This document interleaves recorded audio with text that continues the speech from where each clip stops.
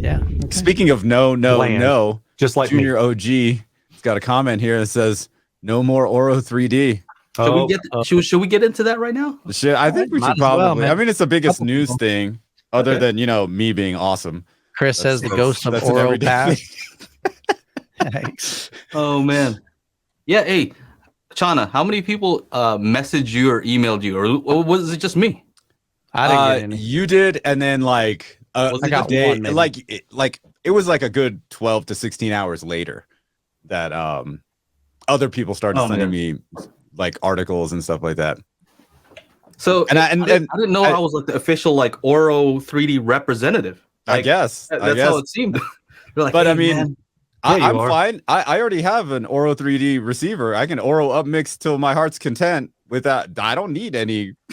I don't need any like actual Auro content. Although I have a boatload over here. So let's talk about what the news is. So there's the articles that you read, were they in German?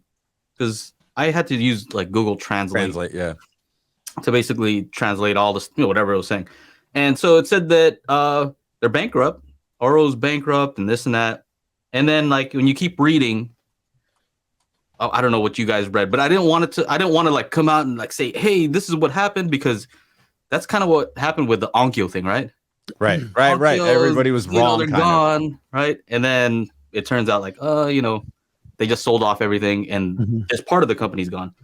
So, I think a lot of people are quick to react. It just seems when a company goes out, I don't understand that. It's like, yeah, company's out. All right. But I get it. What did you guys take from that? I didn't take anything. I didn't actually read any of it. From Auro? You didn't? I was too busy. Yeah, I had DJ gigs all weekend. So all right. Well, so here's my thinking, right? What? You're thinking. Well, oh yeah. It's scary, man. Oh, you can see the pain on his face. Here's my thinking is, Auro is a software, right? It's a licensed model. Well, Auro's a few different things, right? So the upmixer part is just an algorithm that's in your AVR. Right. You could pay that, what was it, $99 before, and automatically you had it. Yeah. So, software doesn't cost anything to maintain. Like once you have the license and, all the patents or whatever you need, that doesn't cost anything to maintain. What costs money is trying to market and get that out to more companies, right? Maybe I want it in the new Yamaha receiver. That requires effort. But other than that, I don't see that aspect of it being, financially like requiring a lot of capital. Sure. But they have another part of their business where they do what is it? They actually make native Auro content. I've never cared about that personally. That's not anything that's important to me here, because that was like in other countries. None of the movies that I watch are for that. It's just I use it mainly for the upmixing part. Now, here's the thing: is it gonna stay in the AVRs? Like, that's the question. Like, if a new Denon or Marantz comes out, is it gonna have Auro, or is it all of a sudden like, no, that's a thing of the past? That's the question that I have. Yeah. Because to me, that would be bad news, because even if you don't like it, right? Let's say, a lot of people seem to like, I don't know. Maybe what you're saying is, if you're that genius over there at Audioholics and you just don't like it for some odd reason. Oh, I didn't say any names. I was gonna say who's our native or Atmos guy? Jeremy. Yeah. I saw his comment on Facebook, and he's like, yeah, I'm glad that it's gone, or I'm glad that they're gone, because people are using that setup where they use that setup where it kind of can work with Auro and Atmos, and he says it's inferior. I'm like, to me, options are always good, right? Yeah. Whether you agree or not, I like more options. Who's saying like, hey, less options, I only want one, I only want Atmos? Like, that sounds like a bad idea.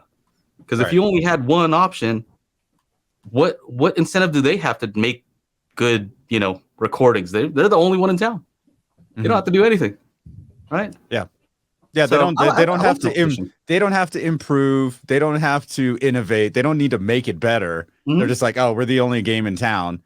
And let's also not forget that Dolby Atmos's patent or Dolby Atmos configuration setup is there because in that certain way of 50 degrees or 45 degrees to 55 degrees, because Auro 3D had the patent on 30 degrees, which actually sounds more realistic to us. So Dolby Atmos, I know this guy is like, I have a by the book Dolby Atmos setup. Cool, man. That's not for good sound. That's so they avoid a lawsuit. So I mean, I don't know the details. I've heard that. I'm sure other people will disagree. Kind of they'll say, no, this is actually superior.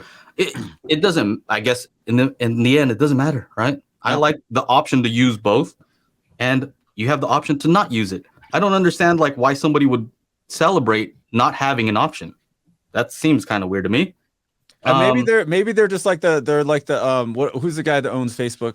The Zuckerberg. Maybe it's like Zuckerberg. He's got the same exact shirt, like 100 of them, same exact pants. So they don't need option. They're just boom boom. You know that you maybe as if people really care so much about somebody else's setup, like, you know, they want to make sure that every single person has like what they believe is the best possible experience.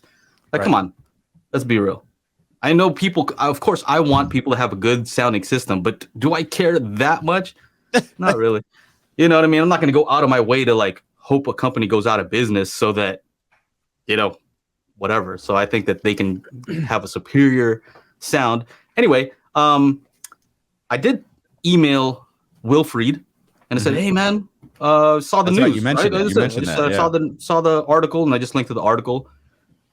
And from my understanding, it's actually more to do with, I think, hardware, right? Because during this whole, pandemic, a lot of the chip shortages were an issue for many companies. And I think what they wanted to do was, I think they wanted to do some stuff. Like I heard them mention a sound bar before, right?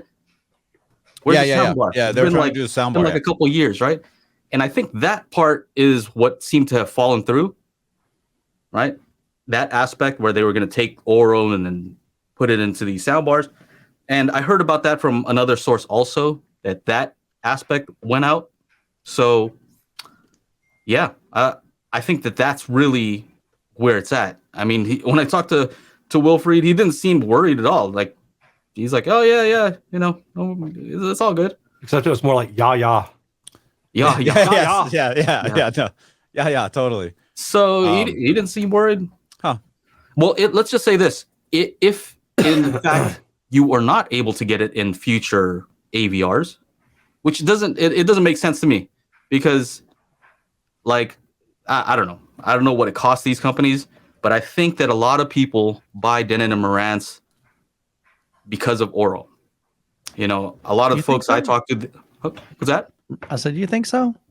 Well, let's look at it this way. You have one of the aspects that people buy for is like room correction, right? Mm-hmm. Well, the Pioneers and Onkyos have Dirac, which a lot of people believe is superior to Odyssey. Auto. Well, they enjoy auto. Yeah, they like I think the problem is they don't like possibly the product, or like the actual company, Onkyo, or I don't think it's the platform necessarily that's shying them away from that, because Direct is definitely great. You know what I'm saying? Well, I mean, I've heard people say, "Hey, I like this, but it doesn't have Auro."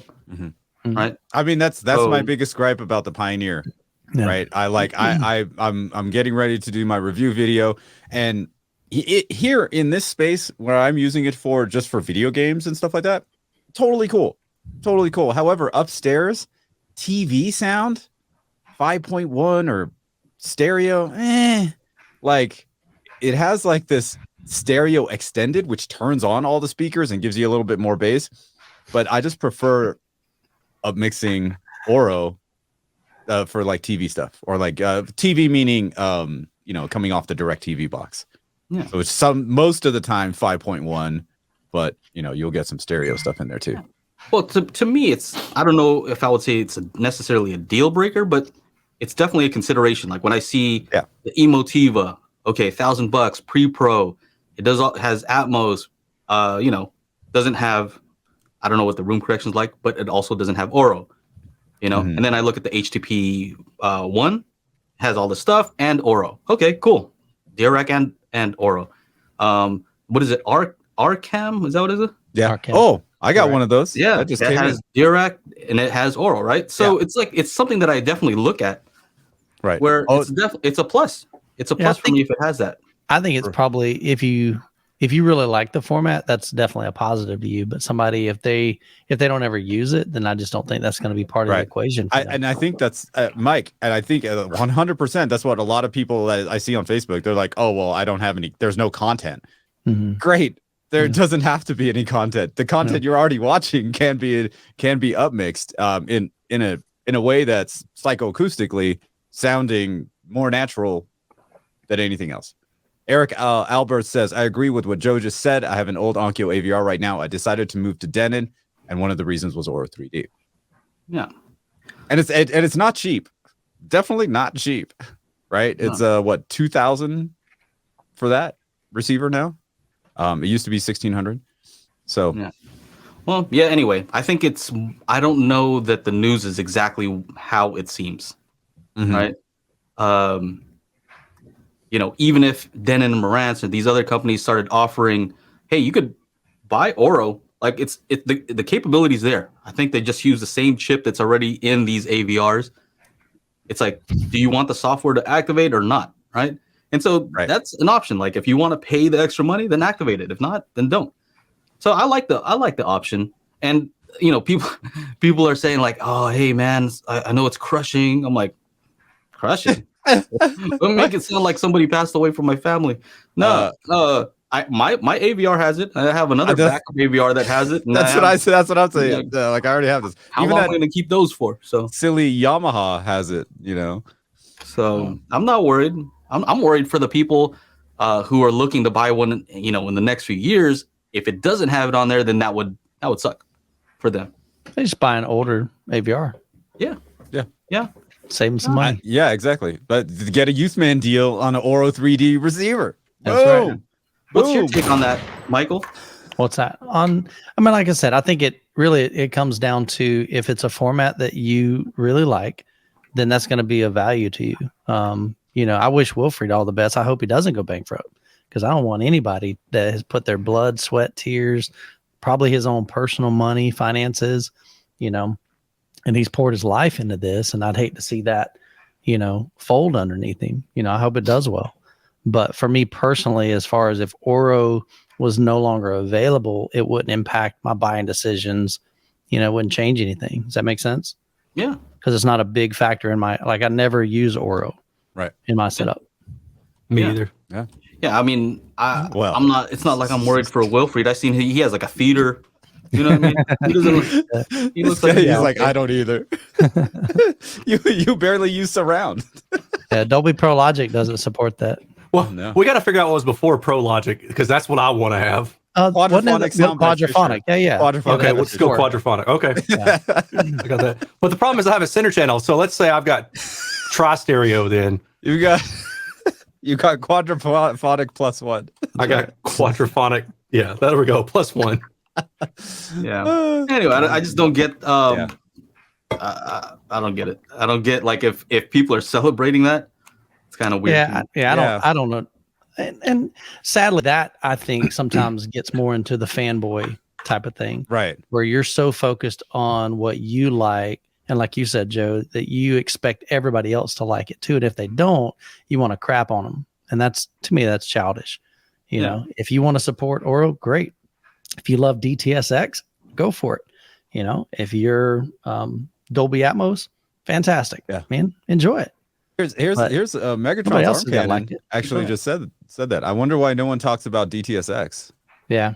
I've actually it was this weekend or the past couple of days, people on Facebook forums or Facebook groups have been saying, I just watched this thing in DTSX. This sounds so much better than Atmos. And I was like, oh yeah, check out the Harry Potter 4K discs. Yeah, you'll love them. It's all DTSX and they sound great. Also the Fast and Furious movies as well. So yeah, to each their own. Yeah, 100%. Yep, that's all I got. After every Monday podcast, we have an after show. If you're interested in joining us, go to patreon.com/daily HiFi.